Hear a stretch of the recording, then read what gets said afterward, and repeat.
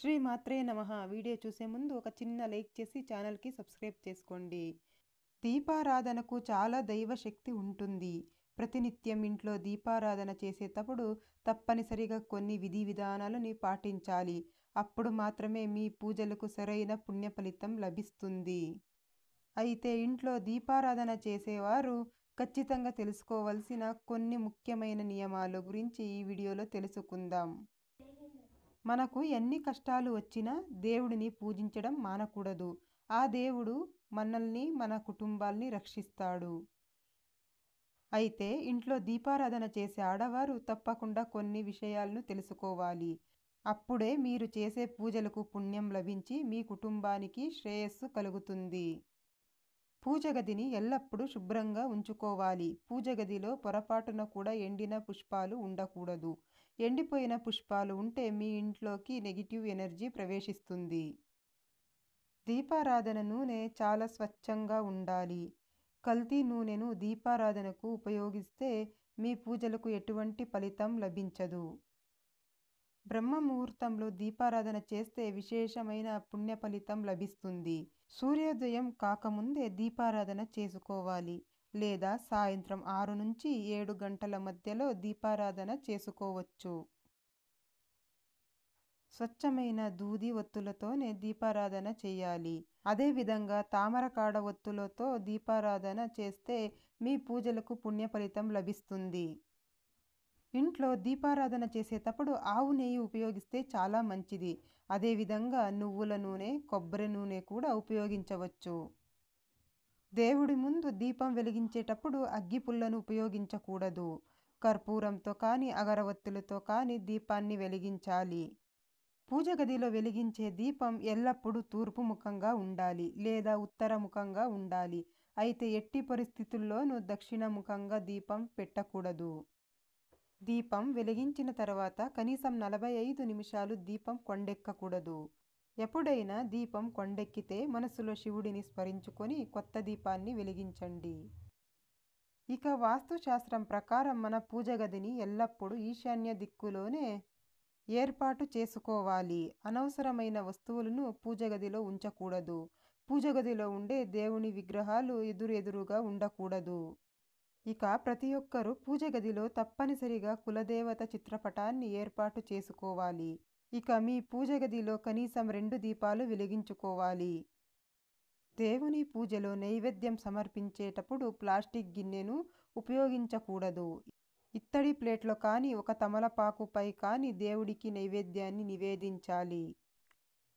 పూజ గదిలో ఏది ఉన్నా లేకపోయినా ఒక చిన్న రాగి కలశం ఖచ్చితంగా ఉండాలి.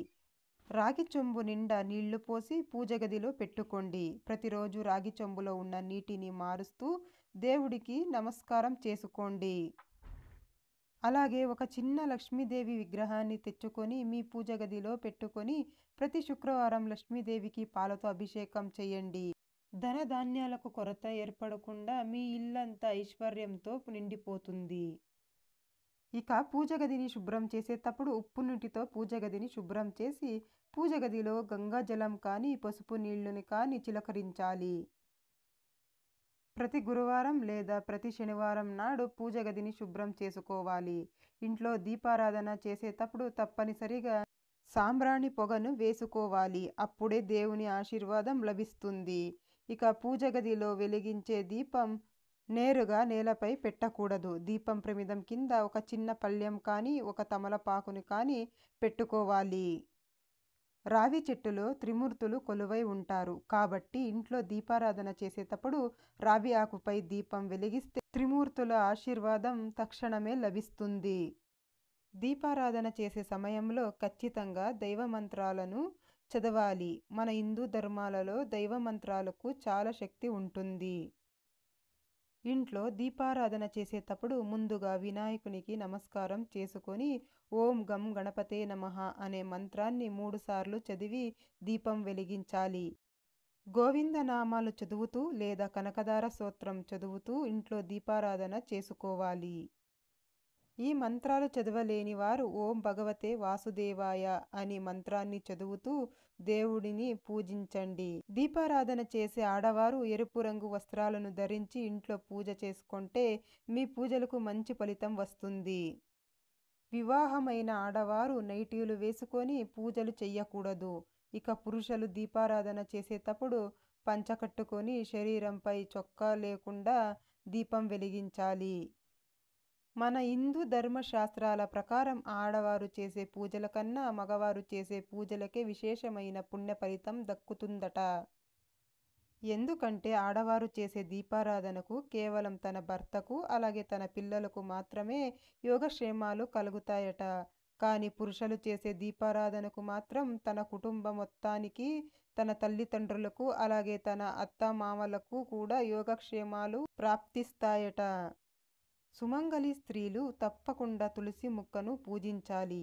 తులసి కోటకు కుంకుమ బొట్లు పెట్టి తులసి కోటలో ఒక నెయ్యి దీపం వెలిగించి తులసి మాతకు ధూపం సమర్పించి తులసి మొక్క చుట్టూ ప్రదక్షిణాలు వేస్తే మీ కుటుంబానికి ఎటువంటి ఆపదలు రాకుండా ముక్కోటి దేవతలు మీ ఇంటిని రక్షిస్తారు. ఇంటి ముందు తులసి మొక్క ఉంటే మీ ఇంట్లో సమస్త దేవతలు ఉన్నట్టే. అలాగే దేవాలయాలకు వెళ్ళినప్పుడు దేవాలయంలో దీపాలు వెలిగించండి. గుడిలో వెలిగించే దీపానికి చాలా శక్తి ఉంటుంది. దేవాలయంలో దేవతలు సంచరిస్తూ ఉంటారు కాబట్టి దేవాలయంలో నెయ్యి దీపం వెలిగిస్తే దేవతల ఆశీర్వాదం వెంటనే లభిస్తుంది. నలుపు రంగు వస్త్రాలను ధరించి ఇంట్లో దీపారాధన చెయ్యకూడదు. ముఖ్యంగా పెళ్ళైన ఆడవారు నలుపు రంగు దుస్తులను ధరించకూడదు. లేదంటే మీ భర్త పనుల్లో ఆటంకాలు ఎదురవుతాయి. ఎప్పుడు పడితే అప్పుడు దీపారాధన చెయ్యకూడదు. మిట్ట మధ్యాహ్నం దీపారాధన చేస్తే మీ ఇంట్లోకి దుష్టశక్తులు ఆకర్షిస్తాయి. ఇలాంటి చిన్న చిన్న నియమాలను పాటిస్తూ దేవునికి పూజించండి. పరిపూర్ణమైన దైవానుగ్రహం ఖచ్చితంగా లభిస్తుంది. ఈ వీడియో నచ్చినట్లయితే ఒక చిన్న లైక్ చేసి ఛానల్కి సబ్స్క్రైబ్ చేసుకోండి. ధన్యవాదాలు.